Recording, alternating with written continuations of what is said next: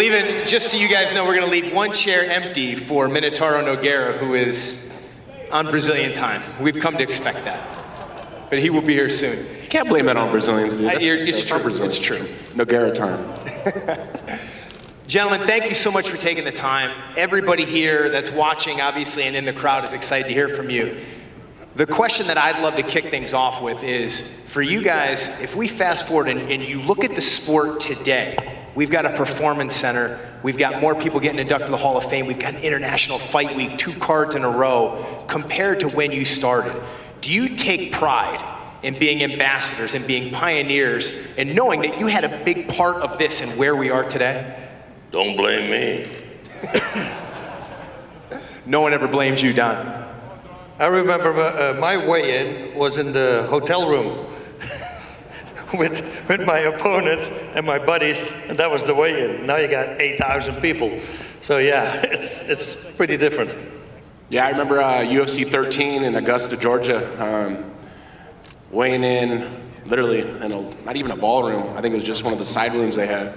And there was 10 people and then the corners, and that was it.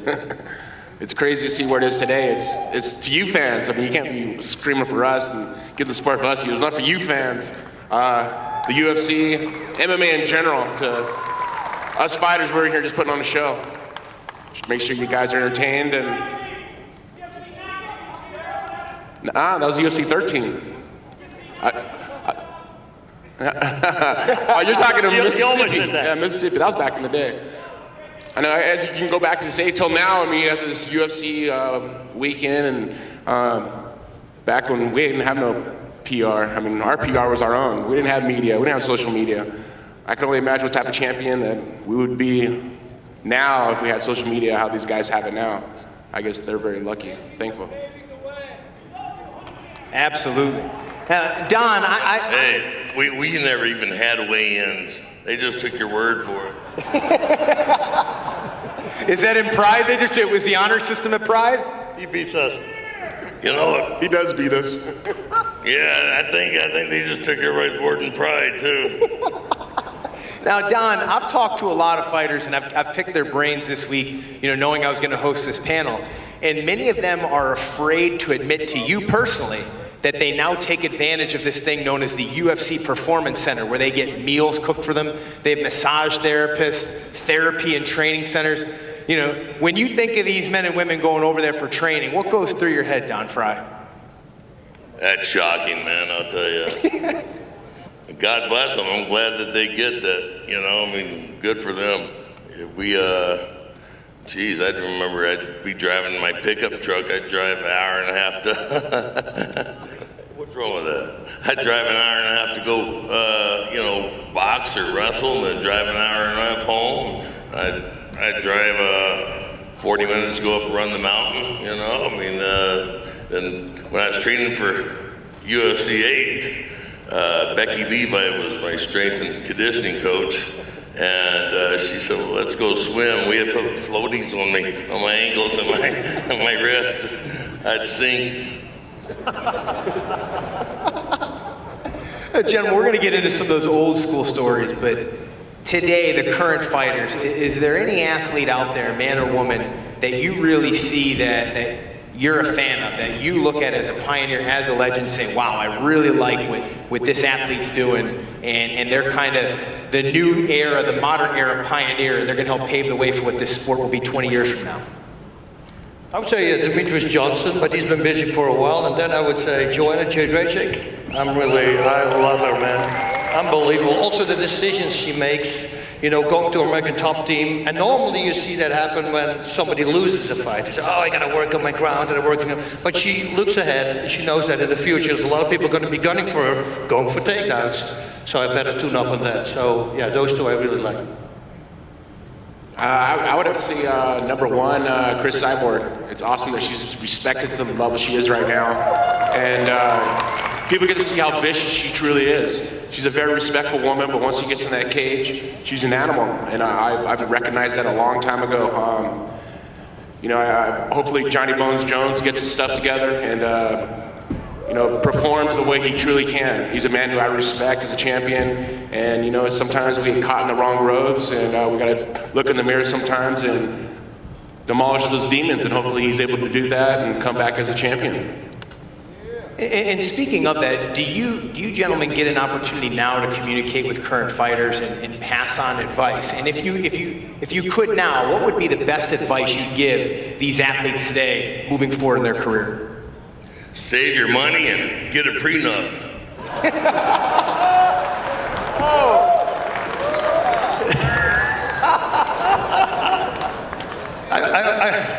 Hold on, let me write that down. I would say, if the doctor tells you that you should take a month rest, take 2 months. That's what I would do. Because fighters, 1 month, that's 1 week. We start again. And that's the dumbest thing, because it will all come back to you. I promise you. So take your time. I would have to say, get a financial advisor. Treat this like a business. This fight game is a business. I've understood this since day one. What am I going to do when I'm 40 years old? Now I'm able to walk away. January 21st is my last fight, and I was able to walk away with still money in my bank. As Don Fry says, watch your money. I watch my money. I got 3 boys. Got to make sure I look for the future of everything, school and so forth, but work hard for the future. I started my clothing company.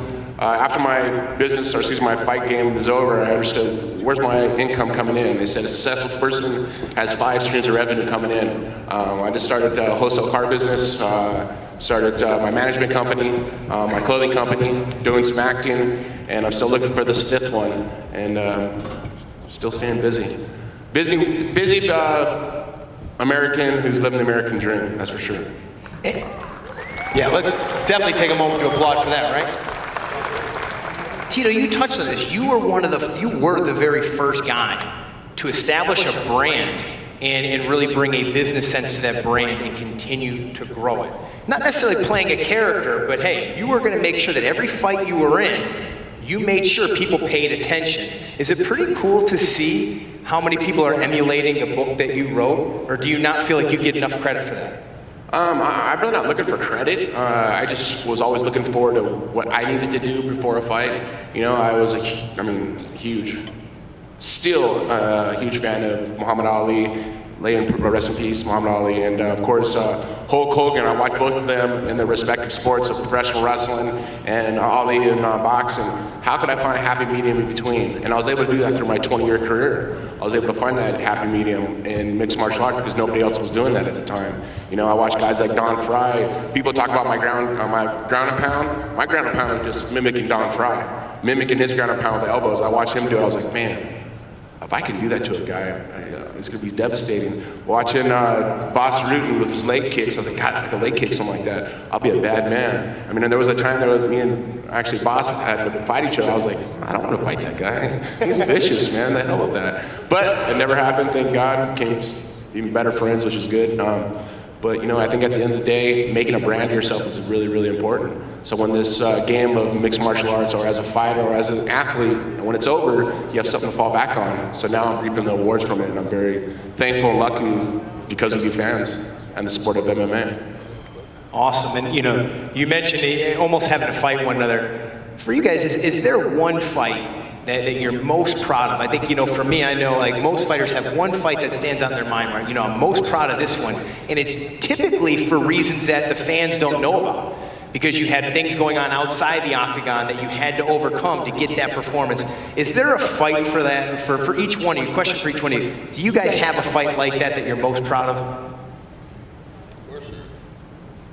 Let's hear about it, Mr. Fry. Oh, you want to hear about it? I would love to hear about it. I have a lot. I got lucky at a lot of good fights. When I fought Akibono, I had bronchitis, and so I had to fight that and go through it. And then I think the one I'm most proud of is my first loss against Mark Coleman.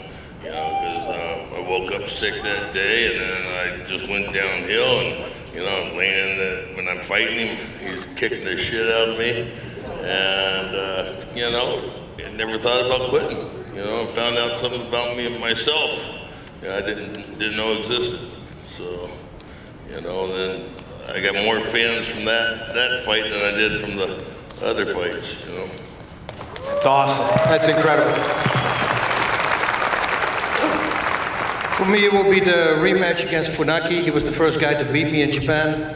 And then they gave me as his last fight, as my last fight on the contract, thinking that he would beat me again, but I was a completely different animal now. Now I was really well versed on the ground. And then he made the mistake to walk up to me before the fight in the corner, and he stands this distance, and he slits his throat like that, and I go, oh, I'm gonna kill this guy now. And so I tell my corner, I said, dude, I'm gonna annihilate him. And he goes, but be calm. I said, I will be calm, but you watch. Once I connect, it's gonna go downhill from there. So I think 12 minutes, and he made an illegal kick on the ground. I got angry. I think 15 seconds down. He was down for the first time, but I had to knock him down 5 times. I mean, he kept coming up. There was the Budokan. I mean, all the fans, he was laying there motionless, and then everybody started, Funaki, Funaki, and then he got back up, and I go, oh, stop yelling, you know? And every time, I mean, I broke his cheekbones, his nose, everything was damaged. And the last one, I grabbed him by the hair, and I just drilled my knee in his face as hard as I could, and that was it. It was over, but I was proud of that fight. Yeah. Well, I really gotta, not really hard to think about this one. This goes back to July 2nd, 2011. I remember the date so well. At the time, I was going through a bad relationship, and I had to do something for my family. I was going through a lot of negative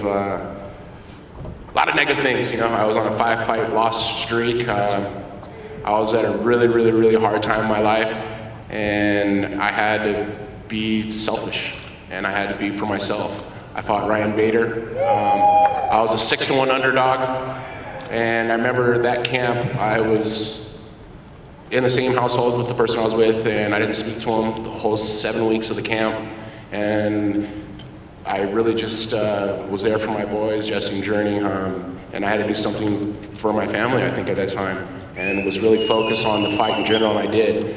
And I remember right before the weigh-ins, Danny comes up to me and he said, you can't have pay-per-view for this fight. And I was like, all right, is this stuff something he's trying to get in my head right now, just for me to lose a fight? All the press is telling me, yeah, so what are you gonna do after this fight? You're gonna lose. I mean, this is gonna be your 6th loss in a row. And I'm like, what are you guys talking about? I'm kicking his ass. What are you talking about?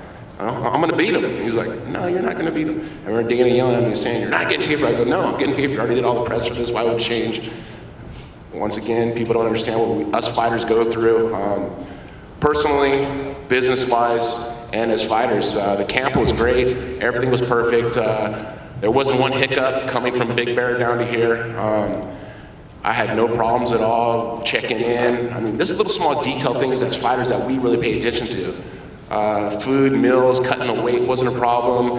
I remember just at the press conference before the weigh-in, and we stood face to face, and I looked at him, I could look right straight through his eyes, and I go, I'm kicking your ass, you know that. And he just smiled.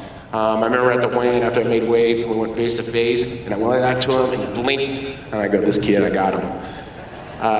In the fight, I remember looking across, and I remember, I mean, as anybody that watches my fights, I don't lay my eyes off the person at all. I feel like a great white shark in the cage, just going back and forth. And I'm not stopping, I'm not losing eye contact until it's over. And I remember him looking at me, and then he turned around and goes, I go, I got him. This kid, he's gonna lose. Hit him with the right hook, dropped him, got him guillotined, choked him. And it just doesn't stop there, because after my hand was raised and I did the Gravedigger, it was the night before I did the Ultimate Fighter. Michael Bisping was doing the Ultimate Fighter, and all the guys were there like, Tito, they have me, please, man, do the Gravedigger for us. I was like, no, you guys gotta wait till tomorrow. They're like, you're gonna lose tomorrow. Why? I wanna see it now. Wait until tomorrow. And I remember telling those kids that, and it popped in my head when I was doing them. I know those kids are watching right now in the Ultimate Fighter house going, wow, he said he's gonna do that. And that's just believing in yourself so much, not letting anybody get negative in your heart, and believing how positive things can be in your life and making the greatest of it. And I think that's one of the best wins and victories, not in just life, but in my fight career that I had against Ryan Bader, who is now the Bellator light heavyweight champ. And when he won the title a couple weeks ago, I just put a smile on my face and knowing that I've done well, and I'm thankful for guys like that because that saved my career. Actually, me beating him let me have 4 more fights that I made stupid money for those next 4 fights. And I was thankful for Dana and UFC and Fertitta Brothers and my fans, man. If it wasn't for them, I wouldn't do what I do. And of course, my kids, I do this stuff for them. I mean, I want to give them everything I never had as a kid. And through MMA, I'm able to get that done. Oh, there's the Brazilian. Wait a minute. Is he late? That's so weird. Let's hear it, folks. Minotauro Nogueira. Woo!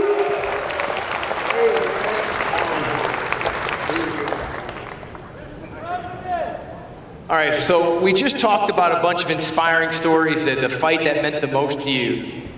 Now, let's switch gears here. The strangest, maybe funniest, wildest moment of your career. You know, a lot of people don't see what happens when you're fighting outside the UFC, in the circuits trying to get to this level. When you look at the lower level fighters now, like they're on TV, or they're on Fight Pass, they got this new Dana White Tuesday night series. Back when you guys were fighting in the lower leagues, man, there had to be some real funny stories. Weighing in the hotel room, the honor system weigh-ins. Give us the best, strangest story from your career, if you could, please. Well, the one that I like, I'll go real fast, and then you can think about a really good story. No, Here Comes the Boom, right? We saw the movie when it starts raining and they're falling down and slipping down. All these moments that he used in the movie, Kevin James, were actually from real fights. So that was, and I was there, it was the King of the Cage, and there was a big rain, and everybody started slipping, and it was hilarious. People high kicks, boom, on the ground, and then they literally start sliding off each other on the ground, you know. And when I shouted, "Swim away!" you know, to escape a certain submission, that probably really happened when I was there at the King of the Cage. In the rain? In the rain, in the cage, everything was wet. You could see the water on the cage, so it was really going hard. Yeah. Oh, Dan Severn. You know, I was buddies with him, and I called him up, "Can you get me in on this stuff?" He said, "Yeah." Got me a few fights, you know, across the country before I got in the UFC, and he said, "We got a fight for you in Atlanta, and it's champagne, caviar. You're gonna fight for rich people. You know, you'll be in the center thing and all that." So they fly me over and put me up at the Hyatt or the Hilton or something. Really nice. I'm impressed. And then driving to the fight, the guy turns to me and says, "Oh, by the way, we can't pay you. You still want to fight?" "Yeah, sure. I can come all the way over here. Didn't come to Atlanta for nothing, you know." So we go behind this building, go into this warehouse, and they got those blue tarps set up, you know, for your room, your dressing room. There wasn't any champagne, caviar, beer and pretzels, and bunch of people sitting there slobbering all over themselves, and we watched 2 fat guys fight for 45 minutes, and they were slipping in the sweat and the blood and all that. Boom. And I was supposed to fight this former Navy SEAL, and he comes up to me and says, "I don't know about you, but I'm not getting paid for this." And I said, "Neither am I." He says, "Well, I won't hit you, you don't hit me." Sounds good to me, partner.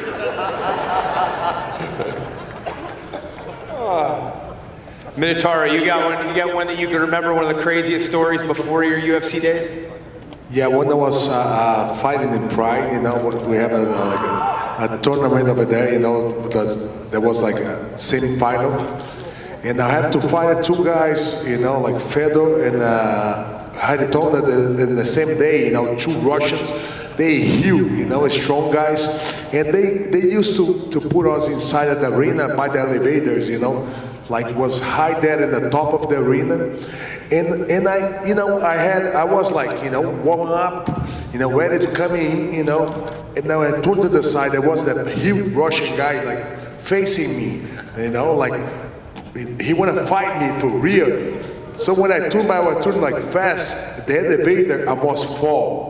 So I be in the top of the stage, you know, hanging down there, you know. Took me like 10 minutes to get me out of there, you know. So I was like, you know, hanging down there. And then they put me down. They say, "Okay, man, get ready. You're gonna go to inside of the ring," you know.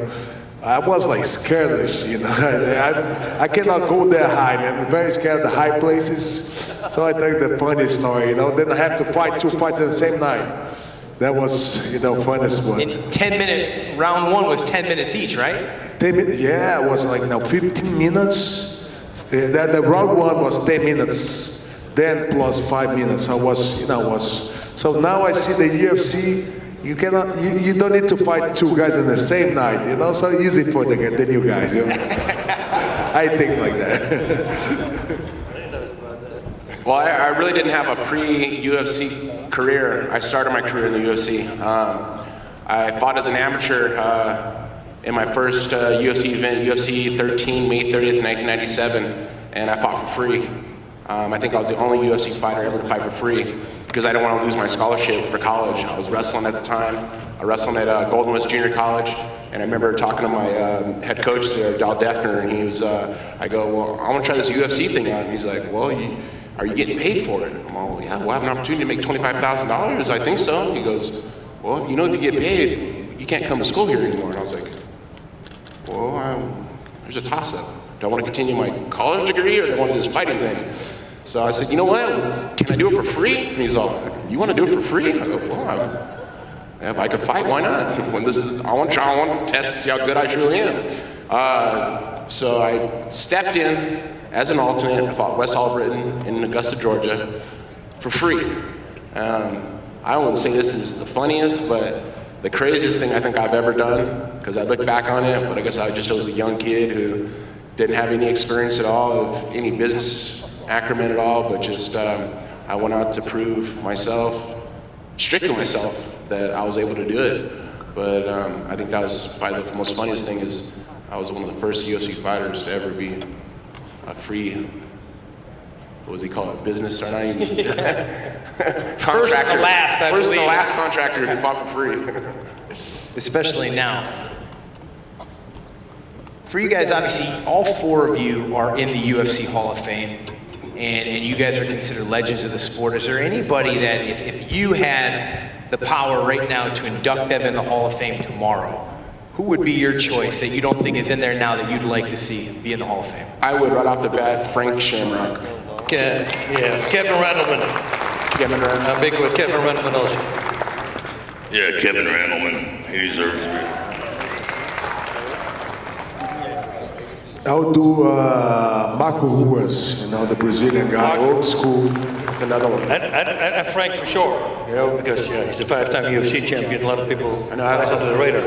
A lot of people don't. Frank is one of the guys I've always looked up to, and for him to be a 5-time world champ, the fight between me and him really set the scale of what mixed martial arts truly can be. You got a bigger man. I was the bigger man with a wrestling background. Frank was a smaller guy, but he had cardio through the roof, and that's what I learned from him. After I lost to him, I went to his camp and I started training with him. I went up to Sacramento and I started training with him just to learn. I wanted to learn what he was doing different than I was doing to keep that cardio for five-minute rounds, and then come to believe that it was truly just a heart rate monitor. He was monitoring his heart through the whole time, and he's a true martial artist, and I think he's one of the guys who's changed the sport for sure, at least for me. Outstanding, and obviously Kevin Randleman, a man you fought before, who we lost this year or a year ago. Just an incredible ambassador for sport, incredible athlete as well. So hopefully we'll see that as well. Best to his family. You talked a little bit about training and going and learning. Some of you now, the people that you train with or people that you trained are now great coaches in this sport. Dwayne Ludwig is one of the best striking coaches, maybe the best striking coach in the sport right now. He's highly regarded. How awesome is that for you guys to see it? Who are some of today's modern era coaches that you guys think are doing a phenomenal job? My opinion, Jason Perillo and Saul Saliste, the guys who I've trained with for such a long time, to be able to not only just be great coaches, but be great mentors through it. I do my coaching, I coach Chris Cyborg for her wrestling, but able to keep a positive mentality for these fighters because they go through such up and downs through their camps, and be able to be there and have their back no matter what. And for some days that are really hard, and I remember Jason just cracking jokes to me, and it would take me out that little bad moment. And I remember it was one really, really bad moment that a naked picture came online, and I shook my head. I said, "What the hell did I do?" And he looked at me and goes, "Tito, just own it. It could be worse." But I mean, like I say, Jason Perillo for sure. Jason was one of those guys who just set the sex standard as a good coach. Him and Salsa. Awesome. Boss. Dwayne, of course, yeah, because I know him as a fighter when I trained him, and this guy is the one guy that will always be there, always go 100%, and he transferred that perfectly to coaching. He's there 100%. Sean Tompkins comes to mind. He was like that also. We would go party out the day before, but it's 6 or 7 o'clock a.m. we come home, and he will be cutting weight with all his fighters. He was always there for his fighter. But Dwayne, the way he changed Alpha Male, what there happened there, you know, suddenly if you see the success rate, they started knocking people out left and right. I mean, he jumped up 60%. You know, and the way he trains them, every person, he understands that every person is a different guy. You know, everybody has a different technique, and you want to keep his base, but you want to make him better in all the other areas, and he's really good at it. He's 100% constantly committed, thinking, calling me before the fight. You know, you think this game plan is good, and you know it is a good game plan. We talked about this, but you know, second guessing, he's always busy, and I love it. He's a great guy also outside. You know, the most pure guy you will ever meet. I never asked him money, ever, because I just loved to train him, but he was always sending checks, which bunch I did. I didn't want even cash, because, you know, I just enjoyed training him. Incredible, incredible. Don, anybody come to mind? What he said. Man, a few words. Minotauro. So good to hear you guys, you know, too much about the history of the UFC. You know, this sports, a lot of new fans, you know, the sports grew so much, but the history of the UFC, you know, I've been seeing Tito fight forever, you know, since the beginning, man, you know. So I'm here like a fan, you know, you know, listen, you guys. I mean, I have a chance to train a lot of good guys in the Brazilian top team there in Brazil. They have a team that was Murilo Bustamante and Myris Perry. You know, all those guys, they push me today. You know, I have a really good chance to improve my jiu-jitsu. They're all from the Custom Gracie School. So they was back then, the history of the sport. So I like to see, you know, guys get more experience than me, teaching me things, you know. And another kid was younger than me, taught me a lot of things about wrestling, and that K game was Mark Munoz, you know, the guy from California. I learned so much with the kid, you know, so it changed totally my mind when I came to UFC. It's interesting. Mark Munoz is coaching Fabricio Verdum for his fight this Saturday as well, and Dwayne Ludwig obviously has several fighters, Curtis Blades being one of, I think, a could-be newborn star in the heavyweight division that he's coaching now as well, who fights this weekend. And speaking of that, lots of fights. We've got fights tomorrow night and Saturday night. Any athlete or one fight on either card that you're most looking forward to this weekend?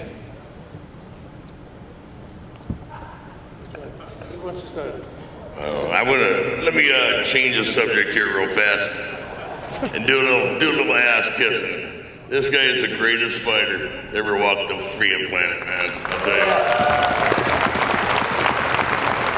Such a great memories I have with Yodon there in Japan, you know, how we, you know, together, but, you know, a lot of good memories, you know. I have, you know, we used to take the breakfast together before the fights, and, you know, always it was the best, you know, and walk to the arena. It was a great time. We really have a good driving field, man. You know, a lot of respect, Main event, I think Nunes. I mean, Shevchenko. The way she just dismantled Rousey the last time, and she looks like she's not going to lose it. But Shevchenko has got that great footwork and is a great striker, so can she avoid it? But I'm looking forward to what happens there. It's an amazing fight. I would say the Romero-Whitaker fight. Yeah. You know, one of the most pound for pound toughest weight classes in the UFC. Michael Bisping's weight class, 185 pounds. You know, Bisping just came off his knee surgery. But Romero, man, this kid's wrestling is unbelievable. The guy's size on him is huge, but this Whitaker kid, man, he's one of the guys that's just always the underdog. It seems like everybody thinks he's going to lose, and he comes out and always performs on a spectacular manner. And I think this fight in general, this is one that I'm watching. I'm watching very, very close. And, you know, you guys mentioned the respect that you guys all have for each other. Tonight, Sakuraba finally gets inducted in the UFC Hall of Fame. this is a pretty educated crowd, but there's a lot of people out there, because he wasn't necessarily a UFC guy, that don't know who he is. Could you talk for a minute about, how much he meant to the sport and how special Sakuraba was for mixed martial arts? Sakuraba was and is Pride fighting organization. They would not have been put on the map if it wasn't for him.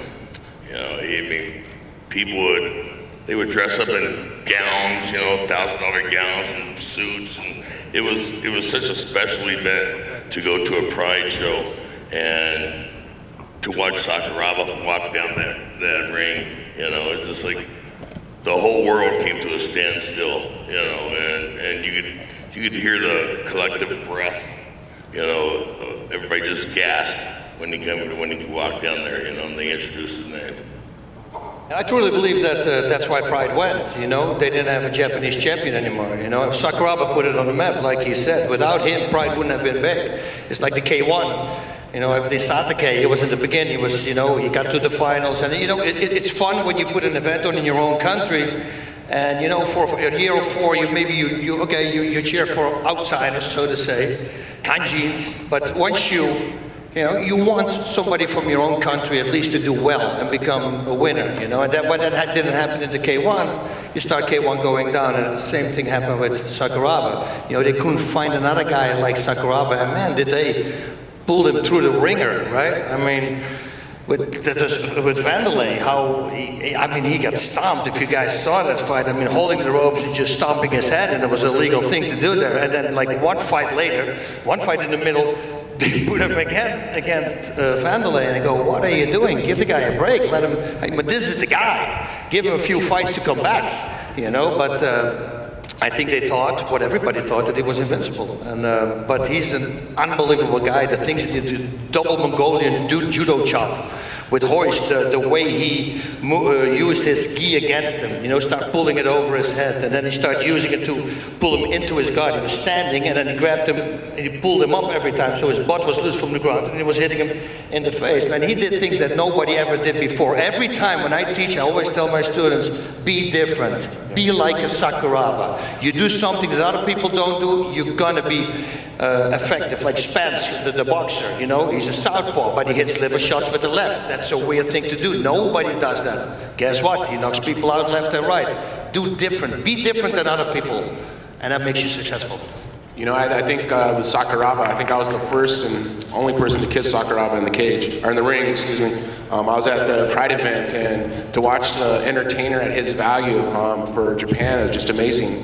And this guy was like a god in Japan. I'd watch him, and the Japanese fans were just so intrigued to what type of person he truly was. And not only just a fighter, I respected the man in general. To hand him flowers and all of a sudden give him a kiss and hear all the fans go, ooh. It was cool, but it was at the same time, it was my respect value to him. I respect the man so much because of not only as a fighter he was, but as an entertainer, that he was able to show what true a fighter he was. So you got to give him respect to be inducted to the Hall of Fame. He is a Hall of Famer for sure. Absolutely. Incredible, guys. We've got time. One more question that I want to pose to the group before we have to clear the stage and get ready for these weigh-ins. You guys are pioneers of the sport. You guys help build what exists and what's going to go on this weekend. Sometimes when I talk to athletes from the NFL and other professional sports, they tease the current athletes, say they're soft or they're not doing this right, they're not doing that right. When you guys look at today's mixed martial artists, are you guys proud of them? Are they deserving? Do you feel like they've taken the torch you handed them and that they're carrying it forward and continuing to build the sport? I think a lot of them, yes. I see a lot of guys pulling out due to injuries. All of us, maybe I'm just speaking for myself, but I had to fight to survive, it seemed like. I went through injury. I'm on my 8th surgery. I have one more surgery coming about, one more neck surgery, but I've always fought no matter what. No matter if I had a fractured orbital bone, no matter if I had a ruptured disc in my neck, torn ACLs, I've always fought. And I never had an excuse to fight. Even if I lost, I said, I was injured, but I went out there and I put my life on the line no matter what. And I watch a lot of the guys who are up here is just being respectful at the end of the day. And if you're able to put in the work and you're able to put in that hard work and not have an excuse at the end of the fight, it's hard to do, but when you're able to fight and put your life on the line, you got to show the fans what you're truly doing it for. And what I did it for was for my family. And I know a lot of these guys who fight, they're fighting from paycheck to paycheck, which is kind of hard. It's hard to see. And I think a lot of these fighters who do fight, they need to take it as a business.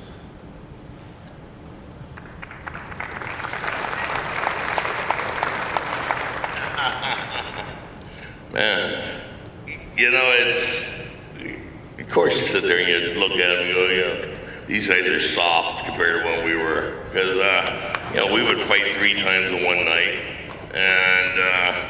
And then you never knew who you were fighting.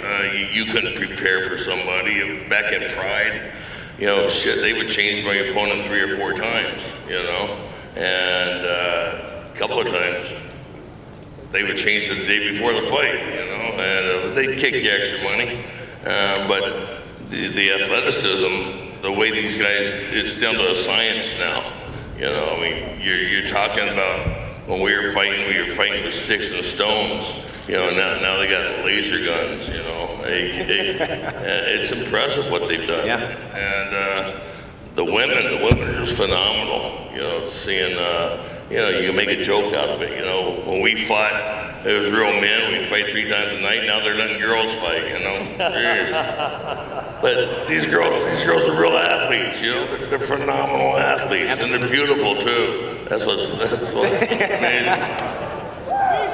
That got him interested right there. I saw yesterday Michelle Watterson. I love that girl. She's a woman.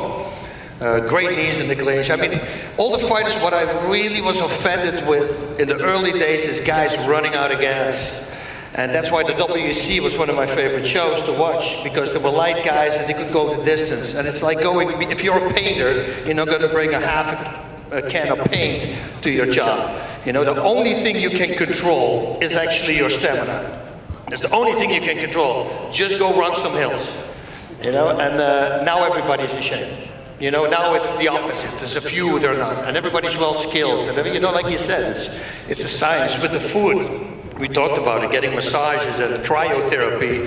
And I mean, everything is available right now, and you can see it by the guys. They're just extreme athletes, unbelievable. Yeah, I agree with you guys. You know, a lot of science is going on. A lot of great athletes. You know, is growing for the sport right now. You know, they learn how to fight on the cage. They know the new guys, they learn about everything.